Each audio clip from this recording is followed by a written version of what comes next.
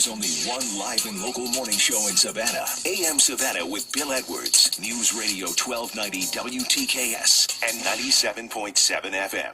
A study finds that humble bosses are the best. So what's the truth? What kind of boss should you have? The workplace culture expert and author of Connecting Happiness and Success, Ray White, on the line with us this morning. Ray, how you doing?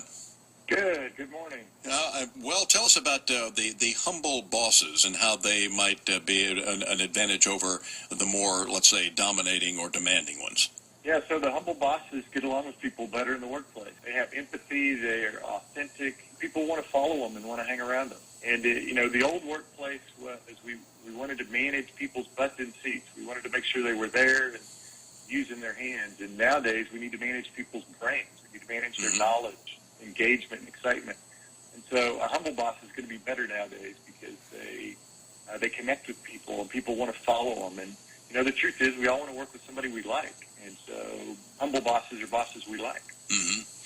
So are you saying gone are the days of the one, and doesn't mean that, by the way, that these people can't be stern, do the job that they have to, and set the standards high and expect high standards from their employees? That's exactly right. Their employees want them to hold them accountable. Employees want to know what they're doing wrong and how they can do better, especially the younger millennials these days. They want more feedback, constant recognition, and so the humble bosses are better prepared to do that than the more narcissistic type bosses. Mm-hmm. Talking with Ray White, who is a culture expert, workplace culture expert, and author of Connecting Happiness and Success. Ray, tell us about Connecting Happiness and Success. Well, Connecting Happiness and Success helps people who are chasing success and kind of forgetting to be happy. In today's culture, we seem very focused on the end goal and success. We believe if we get that next promotion or that next raise or that next house, then we'll be happy. And the truth is, once people get there, they find out, well, not quite so much. And so what the book does is teaches you how to be happy today and have that happiness, leverage that happiness so you can become successful today and in the future as well. Zig Ziglar, late great speaker and author and an inspirational type guy, always talked about this, about, that you need to focus on where you are now. If you're at the office, work on the office. If you're at home, work at home. He said if you're doing it the opposite way, you're doing too much traveling.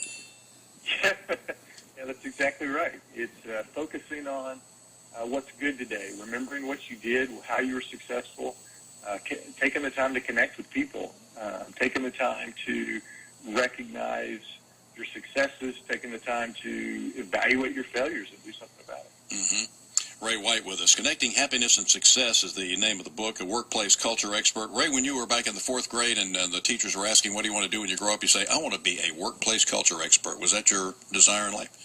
Oh, yeah, sure. How did this all come about? And what kind of bosses have you had in the past that have set an example for you? I work in an advertising agency, and so we work with a lot of millennials, people 30 and under. And we had to teach them how to be leaders and how to be successful. And in teaching them that, we found out that they also want to be happy. These young people coming in today expect not only to do well in the workplace, but they want to be happy wherever they work. Mm-hmm. So we needed a way to teach them how to do that. And I've actually had a boss who came across the table at me and tried to hit me before. So whoa! I've had the good ones. I've had a lot of great bosses. But I've also had some who were just a little crazy. Been there, done that. Yeah. Ray, wish we had more time to go into that one. Yeah. But unfortunately, the old clock on the wall says we got to run. But I appreciate it, sir. Thanks. We'll talk to you again. All right, Ray White. He didn't sound like a guy that the boss would want to come across the table and whack, did he? No. It's music's holy grail.